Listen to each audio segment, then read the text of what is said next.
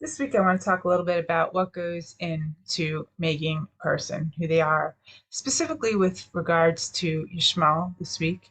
And as we know, Yishmael's story from the beginning, well, Abraham was promised by God to have a son, and he was getting on in age. He's in his 80s. Sarah sees she's not getting pregnant. She's very old.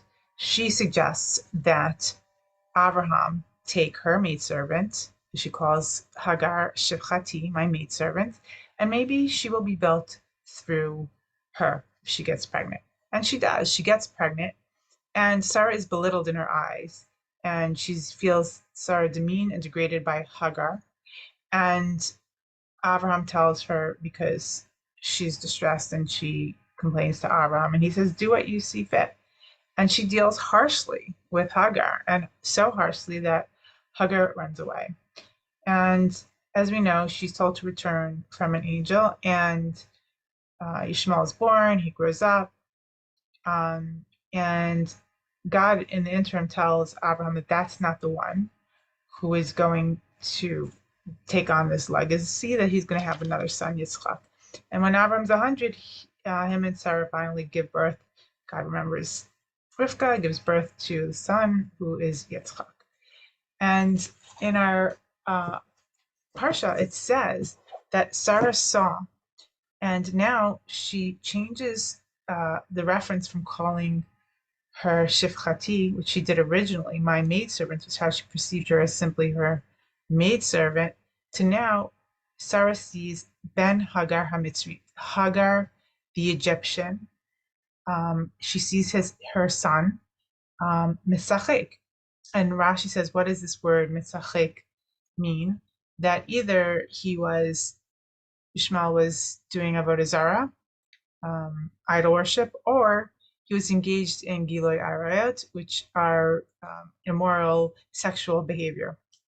So no matter what it is, he's doing something very bad, obviously, because Sarah sees it and she tells Abraham to throw him out of the house because he will not be inheriting with her son, with Yitzchak.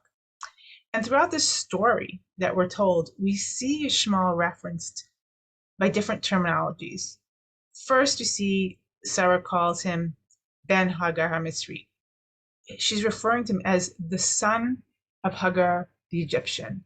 She sees Hagar with great disdain because she's an Egyptian, and she sees her as somebody who is engaged in these Egyptian activities that are bad, and that it's her fault, in essence, that her son is doing this bad thing, these bad behaviors. And she believes it stems from the fact that Hagar is his mother. And so she just sees him as an extension of the Hagar HaMisri, this Egyptian. And so that's how she perceives him.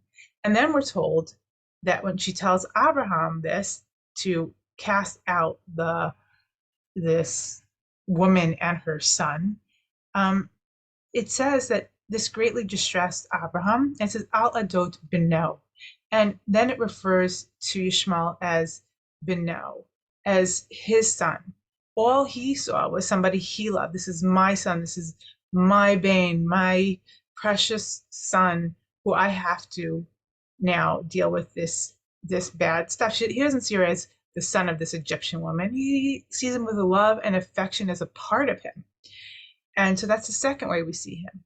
And then God tells Abraham not to be so distressed over this. And when God is speaking to him, he refers to Ishmael as Hanar. Why? God sees things as they are.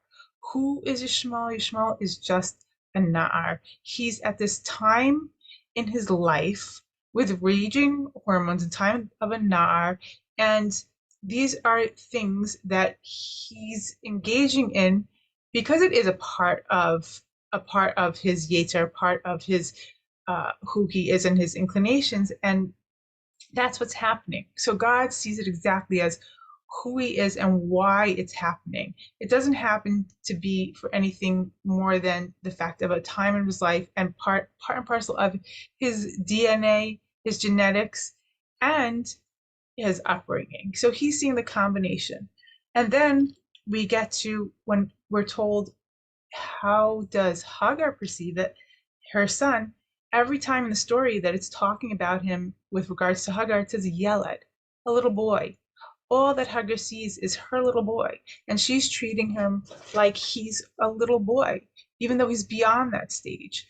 So it's very, very difficult, I think, in somebody's life, specifically Yishmael, who grew up. You have to think about everything that went into who he was.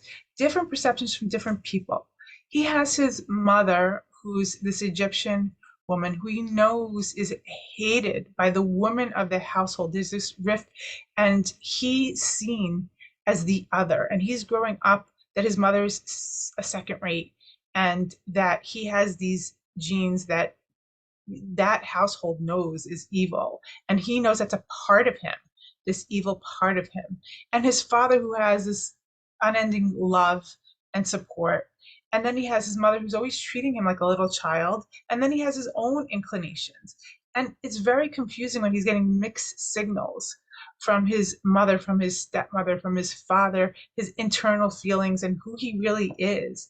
And he doesn't, it's just, it's confusion, and there's difficulty, and he makes some bad decisions. But I mean, as we're told, Ishmael actually is not all bad. He does do tshuva at the end of his life. He went through a difficult time period, but what I'm trying to bring out from this story is that when a child gets mixed signals about who he is, about what he deserves, about what his capabilities are based on his DNA, he is going to have a lot of confusion. He needs a very good guidance, and not mixed messages, consistent from all the people that are bringing him up, on the same page, and to try and bring out the best in working together.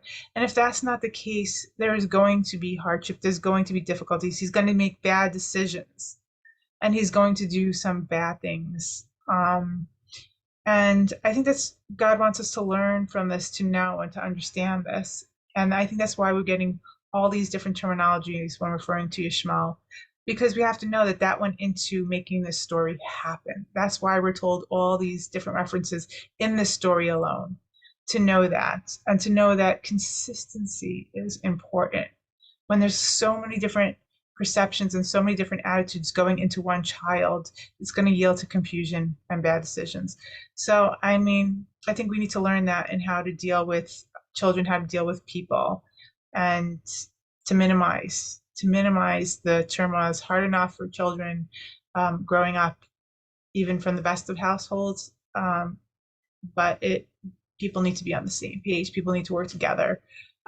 Parents, teachers, role models, whoever it is, and it's important.